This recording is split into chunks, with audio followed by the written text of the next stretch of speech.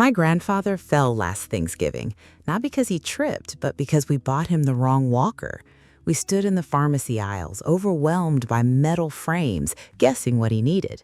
We guessed wrong. He got a rolling walker when he actually needed a standard one, and it slid right out from under him. Choosing mobility gear feels like guessing in the dark, but it doesn't have to be.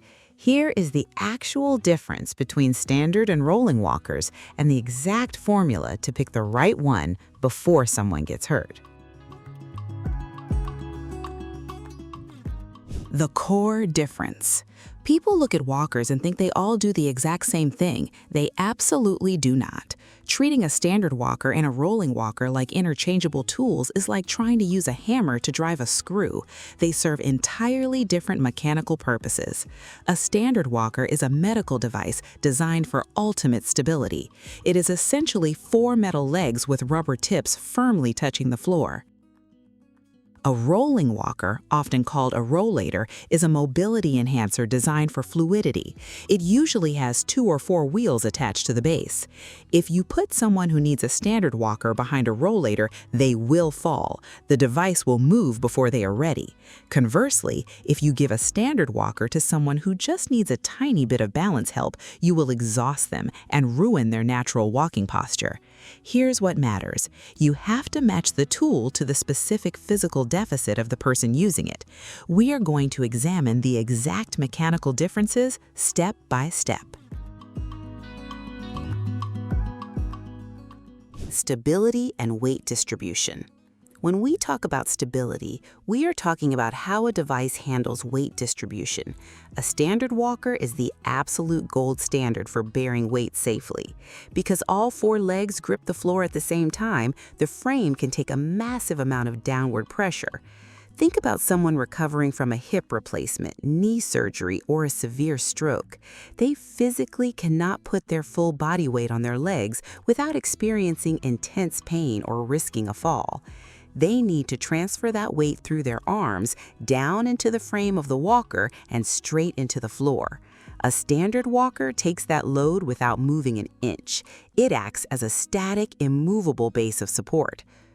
A rolling walker operates under a completely different set of physics. The moment you introduce wheels to the base, you sacrifice that static weight-bearing capability. Yes, rolling walkers have handbrakes, but they are not designed to take the sudden downward force of a human body that is actively falling. If someone leans heavily onto a rolling walker, the wheels will push forward. The device is built for dynamic balance, not static support. Mechanics of movement. Now, let us look at the mechanics of walking with these devices. The difference is night and day. A standard walker requires a very deliberate stop-and-go rhythm. You have to lift the entire aluminum frame off the floor, move it 1 step forward, place all 4 legs down firmly, and then step into the center of the frame. Lift, place, step. It forces the user to slow down their entire operation. For someone with severe balance issues, this forced slower pace is actually a massive safety feature. It makes them process each individual movement before taking a step. On the flip side, a rolling walker allows for a fluid, natural walking gait. There is no lifting involved. You keep the frame on the ground and simply push it forward as you walk normally.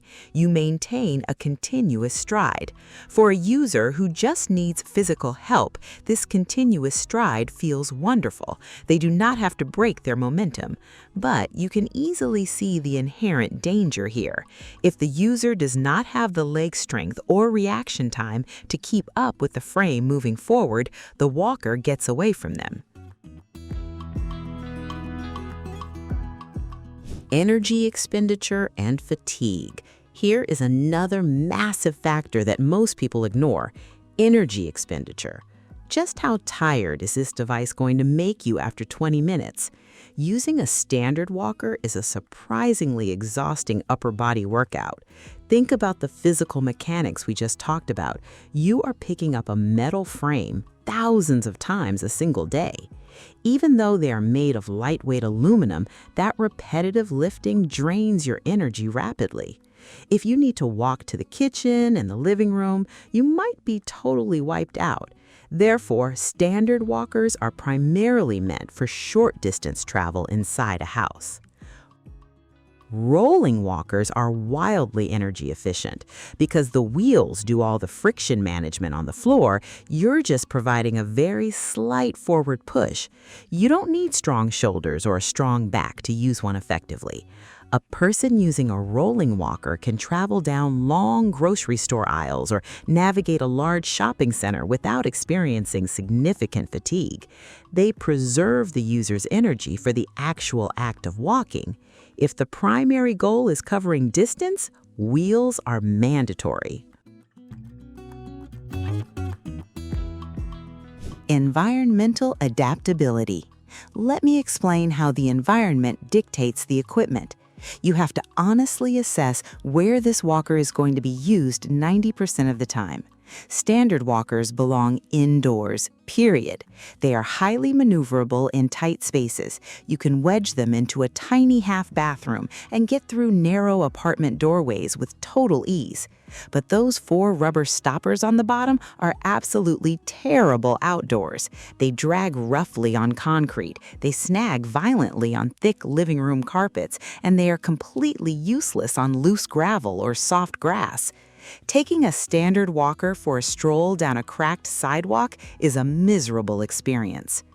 Rolling walkers, especially the models equipped with 4 large wheels, eat outdoor terrain for breakfast. They glide effortlessly over tricky door thresholds, transition smoothly from hardwood floors to thick rugs, and handle outdoor pavement beautifully.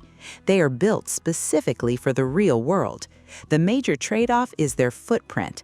A 4-wheeled rollator has a much wider turning radius. Trying to turn one around in a narrow hallway is deeply frustrating. You must weigh indoor agility against outdoor freedom when making your choice. Built-in features and convenience. We have to talk about quality of life features. Standard walkers are incredibly basic machines. They are stripped down to the absolute minimum necessary components. You get metal tubing, hand grips, and rubber feet. That is it. However, that simplicity is actually a huge benefit when it comes to transportation. You press 2 small buttons, the sides fold completely flat inward, and you can easily toss it into the trunk of the smallest car on the market. There are 0 moving parts to maintain, no brake cables to constantly adjust, and practically nothing to brake. It is purely functional and bulletproof. Rolling walkers are vastly more complex machines. They come loaded with upgrades that make daily life significantly better. The absolute biggest advantage is the built-in padded seat. If you're walking through a busy mall and suddenly get winded, you just turn around, lock the handbrakes, and you instantly have a safe place to rest. They also usually feature handy baskets or pouches under the seat. You can carry your mail or a cup of coffee, but all those great features make the device noticeably heavier and bulkier. Folding a rollator requires some decent arm strength. Final thoughts. Getting this right is entirely about matching the precise physical reality of the person to the mechanics of the frame. It is not about buying the most expensive option. Need static weight support, slow pacing, and total indoor safety? Get the standard walker. Have decent upper body strength but need dynamic balance, seating, and outdoor endurance? Go with the rolling walker instead. Do not just blindly guess at the pharmacy. Assess the specific physical needs, understand the daily terrain they face, and make the smart, informed choice. See you in the next one.